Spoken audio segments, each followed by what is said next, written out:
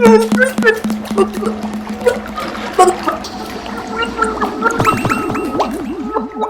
อ้ยมินก็ไม่ลงตะไคร้แต่กูทัวอย่างไม่ตื้อ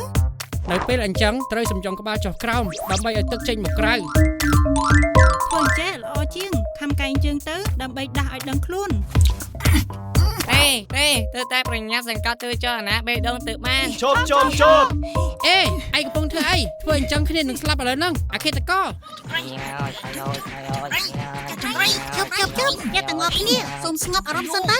អូទីអ៊ីនឌីពេលអញ្ចឹងតើគូតែធ្វើយ៉ាងម៉េចទោះបីជាជីវិតហាក់ដូចជាមើលទៅមានសន្តិភាពជាប្រចាំប៉ុន្តែជំងឺនិងគ្រោះថ្នាក់វាគឺជារឿងដែលតែងតែកើតឡើងដោយចៃដន្យតើគួរធ្វើយ៉ាងដូចម្តេចក្នុងស្ថានភាពបែបនេះឥឡូវនេះចូលយើងមកមើលជាមួយគ្នាជាដំបូងដើម្បីការពារខ្លួនយើងឲ្យមានសុវត្ថិភាពត្រូវត្រួតពិនិត្យមើលសុវត្ថិភាពនៃបរិវេណជុំវិញខ្លួនប្រសិនបើក្នុងករណីកំពុងនៅពាក់កណ្ដាលផ្លូវត្រូវបដូរទីតាំងទៅកន្លែងមានសុវត្ថិភាពសិនចូលស្រែកហៅដោយទះស្មាទាំងពីរដឹងខ្លួនឡើងអូនដឹងខ្លួនឡើងទី2ប្រសិនបើនៅតែសន្លប់មិនដឹងខ្លួនចូលស្ងប់អារម្មណ៍ហើយហៅរថយន្តសង្គ្រោះបន្ទាន់និងមនុស្សឲ្យបានច្រើនលេខរថយន្តសង្គ្រោះបន្ទាន់គឺលេខ1លេខ1និងលេខ9ទី3ហើយសង្កត់បេះដូងឲ្យខ្លាំងបេះដូងគួរតែសង្កត់កន្លែងណាទៅ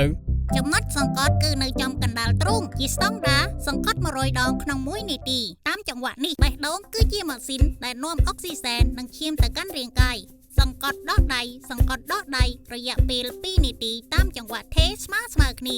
ដោយសារឆ្អឹងដើមទ្រូងមានលក្ខណៈទន់ដូច្នេះទោះជាសង្កត់ចិត្តបាច់ឆ្អឹងក៏វាគ្មានបញ្ហាដែរ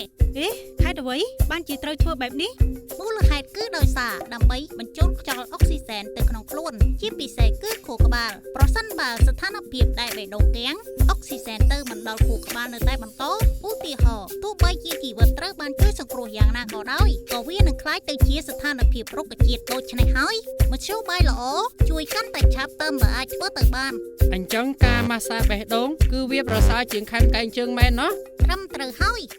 សូមទោសផងវាពិតជាអាក្រក់ណាស់ដែលខ្ញុំបានវាយអ្នកប្រសិនបើមានមនុស្សដួលសន្លប់ឬរងរបួសជាដើមសូមស្រែកហៅកុំភ័យឆ្លេឆ្លាបើសិនជានៅតែសន្លប់មិនដឹងខ្លួនទៀតសូមហៅរថយន្តសង្គ្រោះបន្ទាន់និងមនុស្សឲ្យបានច្រើនសង្កត់បេះដូងប្រសិនបើស្លន់ស្លោការធ្វើគឺសំខាន់ខ្លាំងណាស់ព្រោះការម៉ាស្សាបេះដូងដាច់ខាតមិនធ្វើឲ្យមនុស្សស្លាប់ទេ